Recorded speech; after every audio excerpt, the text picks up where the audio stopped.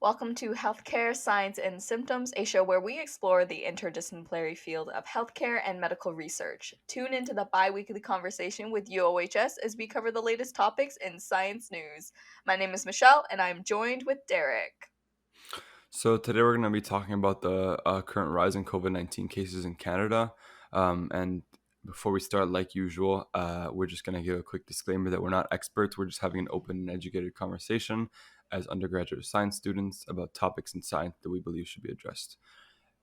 So currently in Canada, we're having a quote unquote second wave of COVID 19 cases, and we are actively going back to stage two restrictions, which is what was implemented before during stage one of like most things are closed. Mm-hmm. And within the last 24 hours in Canada, we've had 1,090 new cases. And of those 1,090 new cases, 82 of those have been in Ottawa, which you may think, 1,032 million population.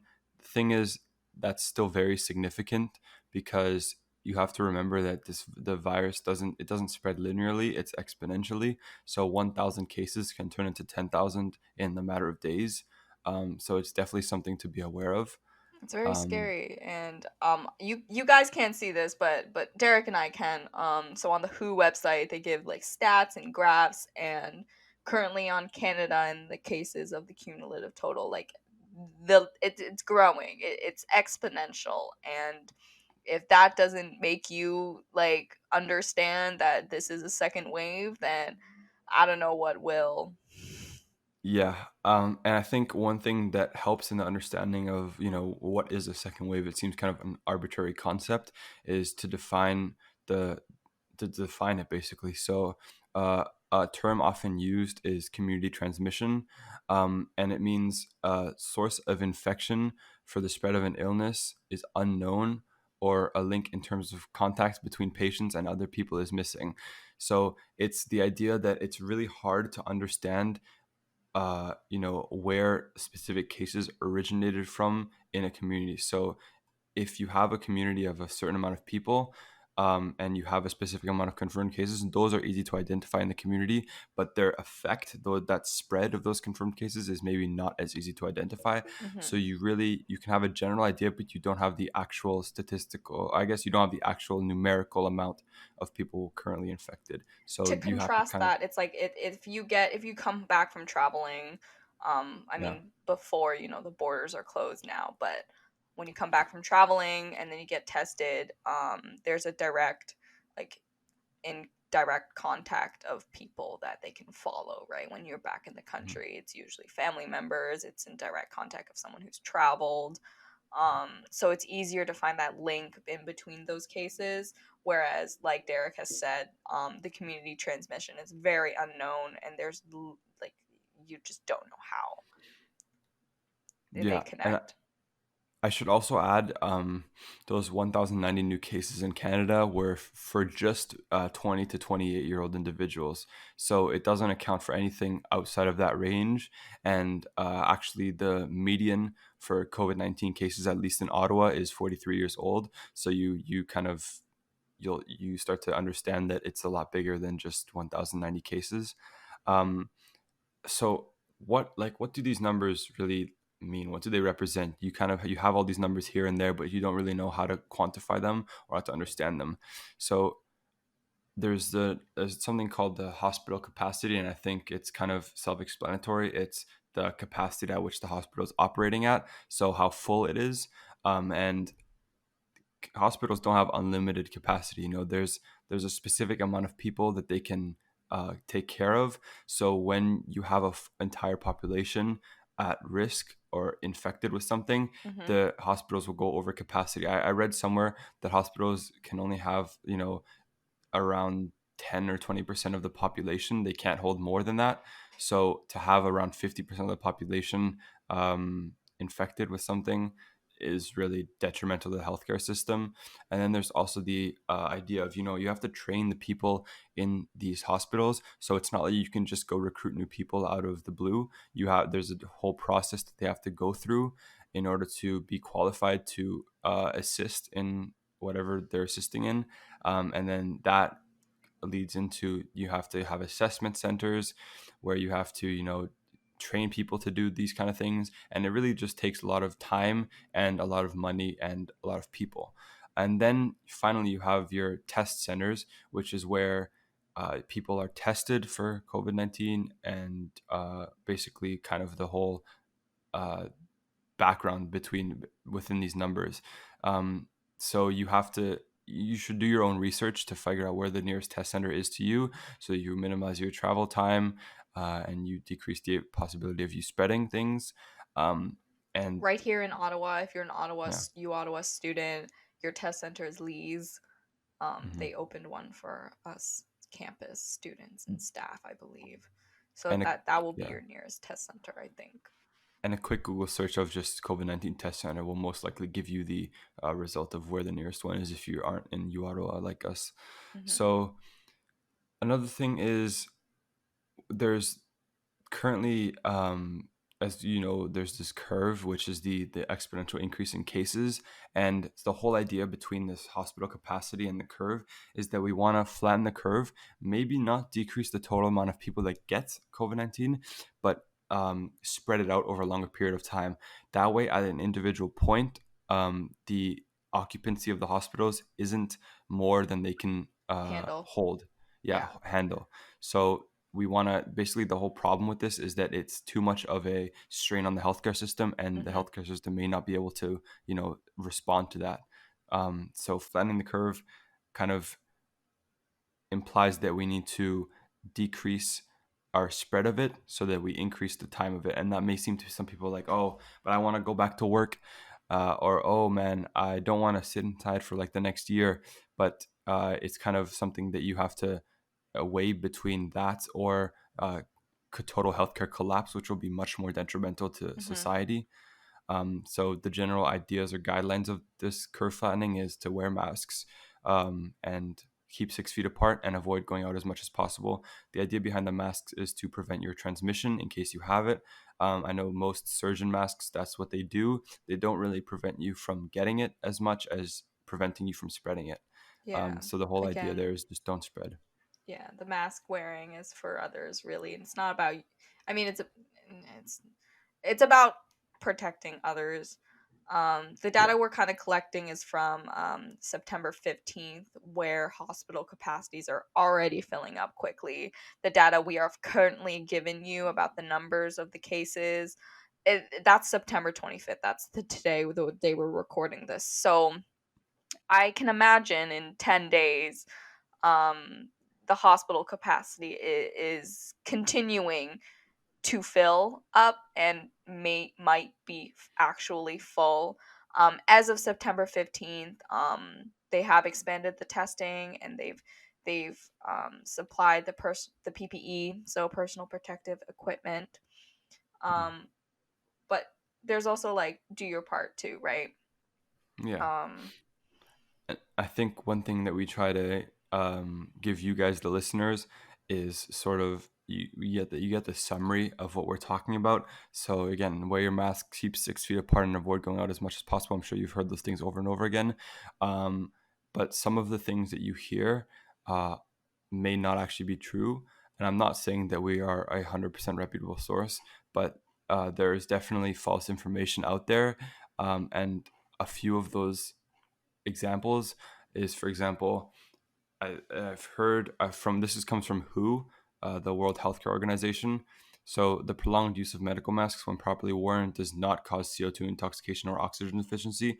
There's been this kind of I guess idea that wearing medical masks decreases the amount of oxygen you can get and increases the CO2 that you breathe back in.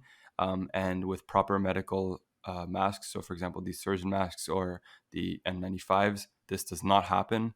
They are properly designed in order to actually not let that happen. Um, and so I think if you get your mask from a proper source, then you should be fine. yeah. Um, Yes, we understand wearing masks can be uncomfortable, and mm, honestly, I see it as like a psychological thing where you're constraining your nose and your mouth, which, as we all yeah, know, that's how we breathe. yeah, So it is uncomfortable. And but It's necessary. It's necessary, and it does not cause CO2 intoxication nor oxygen Hmm. deficiency.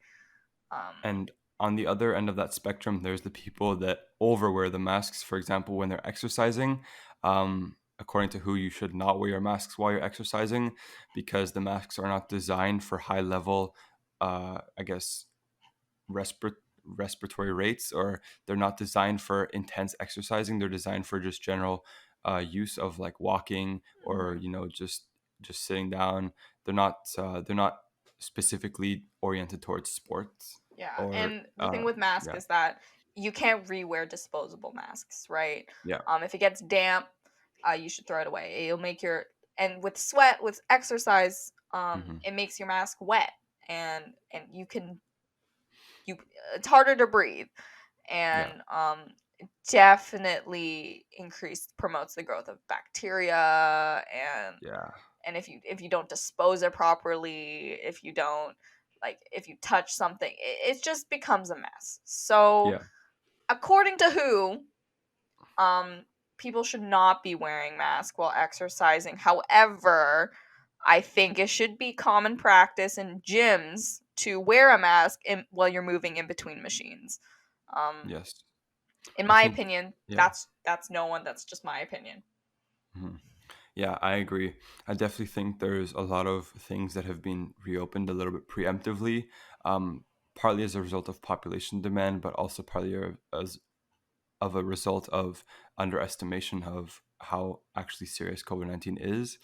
And I think one thing that sort of led to that, or one thing that kind of decreased the, I guess, seriousness of it, was at the very start of the whole pandemic. There was this chemical called hydroxychloroquine, which was thought by some people, to instantly improve the situation, and oh, it was the magical cure for COVID Yeah. 19. No need for a vaccine, just take this. And research was conducted, and who determined that um, hydroxychloroquine does not have clinical benefits to treating COVID 19. Actually, the opposite, it can have detrimental side effects to you. So I think it's definitely something that you need to be aware of, and be informed of. And to And add to that, yeah, um currently, there are no drugs licensed for treatment or prevention of COVID-19. Yes, there are several drug trials. Again, Derek just talked, there's no proof that hydroxychloroquine or any mm, other drug right now will cure or prevent COVID-19. yeah, Um, there's lots of research out there to evaluate and develop medicines and treatments for COVID mm, 19. But there's no drugs right now licensed, and yeah. whether that be under the FDA, under who. Mhm. So any article that you see claims that COVID, that if you have this, it's not true. Yeah, so I think right now what we have to do is just minimize the impact. And part of that, again, is wearing your mask. And what you need to realize about wearing the mask is you're doing that for the greater good of the people around you. And if everybody else does that, then you'll be protected as well. So you have to remember that it really only takes one person to infect you, one person just not wearing their mask that is infected with this, breathes it out, and everybody else will get it too. So it's really dependent on everybody following the regulations instead of just most people. Um, so, as an example, there was a cottage party in Ottawa with 40 people. And after that party, 150 people were quarantined and potentially infected. So that kind of highlights the implications of, yeah, sure, 40 people was the number, but the results or the consequences of that is a lot more than just 40 people. Mm-hmm. So you really have to look at your social circle and see the people in it, and not even just that, but see the people in your friends' social circle. So you kind of have an understanding of, should I really be seeing this person right now? Or should I just be safe and not see the person, just message them on social Mhm. media? It's really hard to So, keep track of your social circle for sure. I think oh yeah. there's a part where it's like, oh, I have my 10 people, but you Hmm. don't know if one of those people also have a different set of 10, because there's Yeah. not always that perfect overlap, right? And Yeah. because of that, there is it escalates. That's why it went from 40 to 150. Hmm. So I think the best practice right now is being careful and just, if you're 50-50 about a decision, just stray on the careful side. Just better be safe than sorry. You can always go to your friend's place when everything is over, or there's always alternatives. You might as well just play the safe route Yeah. for the greater good of society, to be honest. Mm-hmm. So that involves just frequently washing your hands, wearing your masks, and socially distancing. Even though it may seem redundant to do that if you have your masks on, it's still important because, like I said, the masks are mainly for other people's protection. So social distancing will just increase the effectiveness of that. Mm-hmm. Um, and yeah, Okay. honestly, just remember that COVID We is not know how to something. flatten the curve. Yeah, We did exactly. it, guys, in the first wave. We know how to flatten the curve. We Hmm. know it's exhausting. Our second wave is coming, and we Yeah. know how to flatten it. So, and we So know it works. yeah, just remember that it's not something that after the first day of, oh, guys, yes, we decreased our cases a little bit, that means it's done. No, it's something that has to be brought to full zero, or else it will just respread. Mm-hmm. So please, people listening, just do your part to reduce community transmission, wear a mask, wash your hands, and continue to social distance and limit large gatherings. Mm-hmm. Again, the demographic shifted. It's our responsibility now to protect those vulnerable in our community. Even though you may think, oh wow, I'm young, I'm not that vulnerable, you aren't considering the people that are older than you, for example your parents or your grandparents, that are a lot more vulnerable, Mm-hmm. that you will be in contact with. So just keep that in mind. Yeah, and keep um, in mind too, even with this cold weather coming up, we're gonna get hit with winter very, very soon. mhm. And just because it's cold doesn't mean it's not gonna kill the virus, guys. Like it's still Yeah, happening. Like yeah. we're gonna get rid of that myth right there too. Hmm. There's no reason for the cold or snow to kill this Yeah, COVID-19, guys. So and yeah, your and more, normal body yeah, temperature is in between 36.5 to 37 degrees Celsius, regardless of yeah, this external temperature. So it just yeah. reinforces And keep again. the Wash your hands. idea that Michelle said of washing your hands. But also keep in mind during the winter, the main thing is everybody isn't going to be chilling outside. You're not going to all be sitting at the park or like social distance, taking a walk. Everybody will most likely be inside, and that kind of increases the congestion. Yeah. So that's something that people will really have to pay attention to. Do you really want to go to your friend's place? Do you really want to go here? Just keep that in mind that the indoor numbers will be a lot higher. And Mhm. I think that really, if you just keep the greater good in mind, you should be okay. Yes. Um, and I think part of keeping the greater good in mind would be favoriting our podcast. Favorite. We hope this podcast helped you Yeah. understand COVID-19 a little Hmm. bit more and what's going And on in the right. news. Yeah. We encourage you to look things up, Hmm. check out the news. And stay tuned for next week where we cover the topic of blue light. Thanks for listening to Healthcare Signs and Symptoms.